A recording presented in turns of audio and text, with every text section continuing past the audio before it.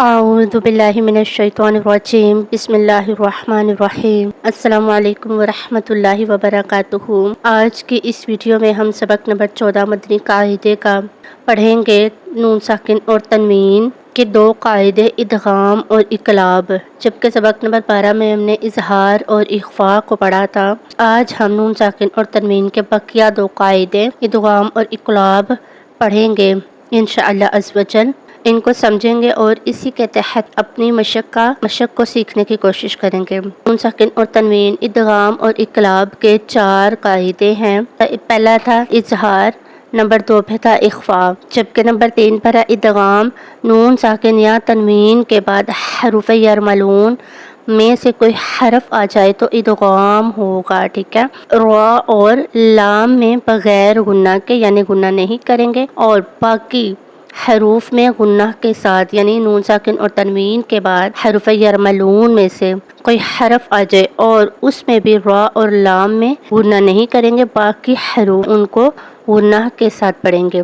حروف یرملون 6 ہیں اور وہ یہ ہیں: یا، را، میم، لام، واو، نون، ٹھیک ہے۔ اگر ان حروف کو یاد رکھنا ہے تو ان کا جو مجموعہ ہے یہاں پر مینشن نہیں ہے، لیکن آپ یاد رکھ لیں یرملون تو آپ کو یہ حروف یرملون یاد ہو جائیں گے۔ نمبر 4 پر ہے اقلاب۔ نون ساکن یا تنوین کے بعد حرف با آ جائے تو اقلاب ہوگا، صرف با، ٹھیک ہے، اور کوئی حرف نہیں۔ نون ساکن یا تنوین کے بعد حرف با آ جائے گا تو اس میں ہمیں اقلاب کرنا ہوگا، یعنی نون ساکن اور تنوین کو میم سے بدل کر، ٹھیک ہے، نون ساکن اور تنوین کو میم سے بدل کر اخفاء کریں گے یعنی غنہ کریں گے۔ اب آپ یہ دیکھیں کہ جب نون ساکن اور تنوین کے بعد جب با آ جائے گا نا تو آپ کے ذہن میں فوراً آ جانا چاہیے کہ یہاں پر ہمیں جو ہے اس کو میم سے بدلنا ہے اور غنہ کرنا ہے اخفاء کر کے۔ اور ادغام کے پہلا جو ان کا تیسرا قاعدہ ہے، ادغام کے ہجے اس طرح کریں جیسے یہ من یقول، میم نون یا زبر من، یا زبر یا، من یا، قاف واو پیش کو، من یقول، لام پیش لو، من یقولو۔ اور اقلاب کے ہجے اس طرح کریں جیسے میم نون زیر من، با عین زبر با، من با، دال زیر دی، من بعدی۔ نون ساکن کے بعد با ہے تو ہم نے اس کو میم سے بدل کر اخفاء کیا، یعنی اقلاب کا قاعدہ ہم نے یہاں پر یوز کیا کہ ہم نون ساکن اور تنوین کو میم سے بدل کر اخفاء کریں گے یعنی غنہ کریں گے، ٹھیک ہے۔ چلیں اب ہم اپنی مشق کا آغاز کرتے ہیں۔ میم نون یا زبر من، یا زبر یا، من یا، قاف واو پیش کو، من یقول، لام پیش لو، من یقولو۔ میم نون واو زیر من، واو زبر و، من و، را زبر را، من ورا، قاف لام زیر کل، من ورکل۔ جیم نون زبر جن، نون زبر نا، جنہ، تا زیر تی، جنتی، من ورکل جنتی۔ اب یہ نون ساکن کے بعد یا حروف یرملون میں سے ہے، ٹھیک ہے، اس کو بھی غنے کے ساتھ پڑھیں گے۔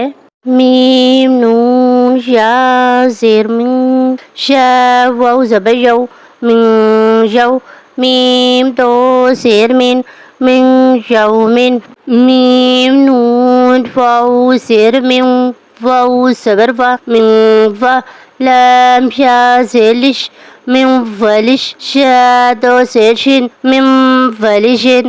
میم نون میم زیر میم، میم شین زبر مش، من مش، ہا زبر ہا، من مشہا، دال دو زیر دین، من مشہدن۔ میم نون میم زیر میم، میم سا زیر مس، من مس، لام زیر لی، من مثلی، ہا کھڑی زیر ہی، من مثلی ہی، ٹھیک ہے۔ نون ساکن کے بعد میم حروف یرملون میں سے ہے تو یہاں پر بھی غنہ ہوگا، صرف را اور لام میں غنہ نہیں کریں گے۔ میم نون نون زیر من نون زبرنا من صاد یا زیر سی من نصیر را دو زیر من نصیر میم نون زیر من نون تو پیش نوت من نوت. ٹھیک ہے، پہلے گننا پھر تو پر قلقلہ. فا زبر فا من نطفہ تا دو زیر تین من نطفۃ. میم نون را زیر مر را با زبر رب مر رب با زیر بی مر ربی. کاف زبر کا مر ربی کا. ٹھیک ہے، میم نون را زیر مر را با زبر رب مر رب با زیر بی مر ربی. ہا میم زیر ہم مر ربہم. میم نون لام زیر مل لام زبر لا مل. یہاں پر گناہ نہیں ہوگا.